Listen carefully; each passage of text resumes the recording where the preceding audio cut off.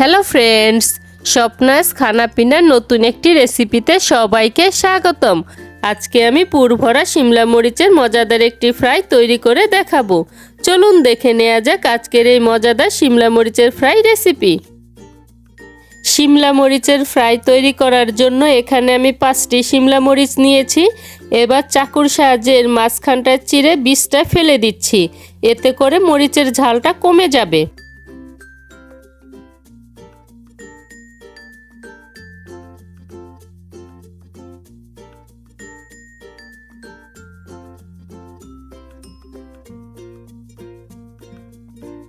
চামচের সাহায্যে এর ভিতরের বীজটা আমি সম্পূর্ণ ফেলে দিয়েছি, আর একই রকম ভাবে আমি সবগুলোই করে নিচ্ছি।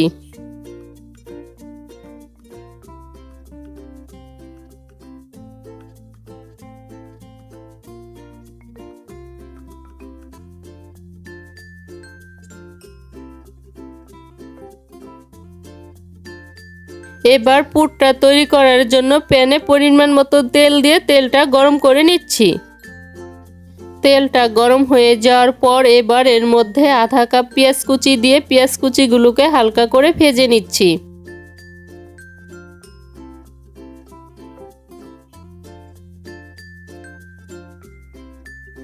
পেঁয়াজটাকে হালকা করে ভেজে নেওয়ার পর এবার এর মধ্যে দিয়ে দিচ্ছি 2টি কাঁচামরিচ কুচি, স্বাদমতো লবণ, আধা চা চামচ হলুদ গুঁড়ো, আধা চা চামচ মরিচ গুঁড়ো ও আধা চা চামচ ভাজা জিরে গুঁড়ো দিয়ে সমস্ত মশলা 1 মিনিটের মতো ভেজে নিচ্ছি। প্রায় 1 মিনিটের মতো ভেজে নেওয়ার পর এবার এর মধ্যে দিয়ে দিচ্ছি সিদ্ধ করে নেওয়া আলু। এখানে আমি 2টি আলু ভালো করে সিদ্ধ করে ম্যাশ করে নিয়েছি। এবার এই আলুটা মশলাটার সাথে ভালো করে মিশিয়ে নিচ্ছি।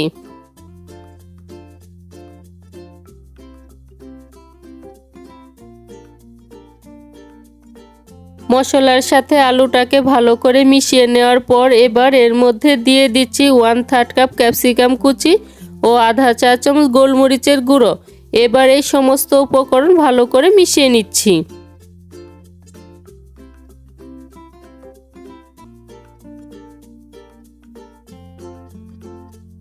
পুরটা আমার তৈরি হয়ে গিয়েছে, এখন নামিয়ে ঠান্ডা করে নিচ্ছি।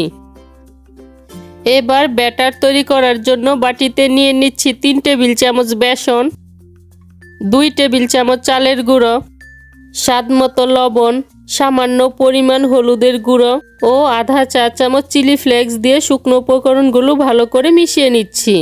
এবার অল্প অল্প জল দিয়ে ঘন একটি ব্যাটার তৈরি করে নিচ্ছি।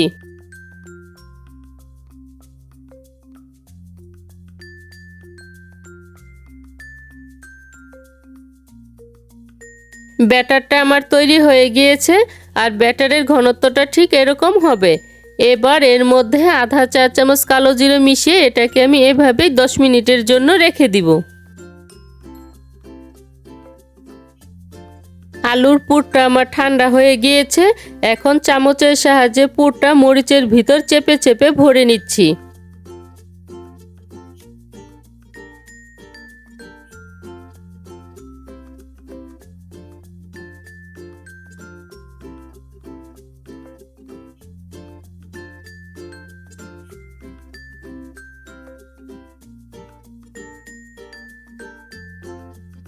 মরিচের ভিতর পুরটা আমার ভরে নেওয়া হয়ে গিয়েছে।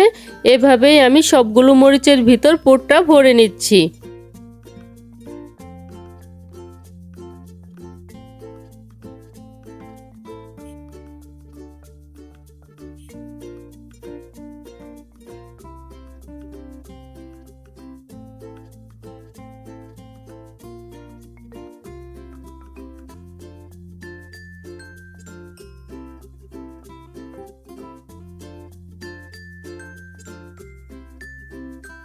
এবার ভাজার জন্য প্যানে পরিমাণ মতো তেল দিয়ে তেলটা গরম করে নিচ্ছি। তেলটা গরম হয়ে যাওয়ার পর এবার পুর ভরা মরিচগুলো ব্যাটারে চুবিয়ে এই গরম তেলের মধ্যে ছেড়ে দিচ্ছি।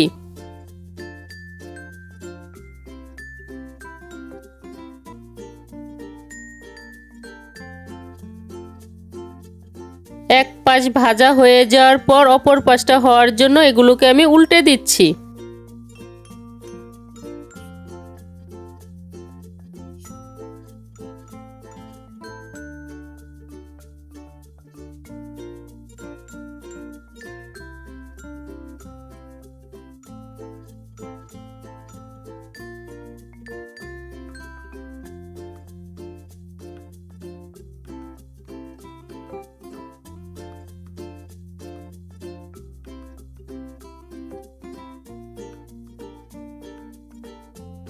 কিছুক্ষণ ভেজে নেওয়ার পর মরিচগুলো সোনালি রং হয়ে এসেছে।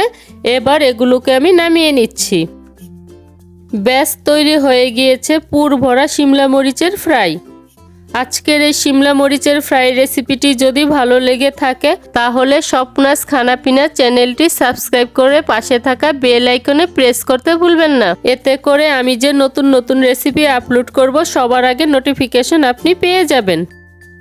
আজকের মতো এখানেই বিদায় নিচ্ছি। দেখা হচ্ছে পরবর্তী নতুন কোনো রেসিপিতে।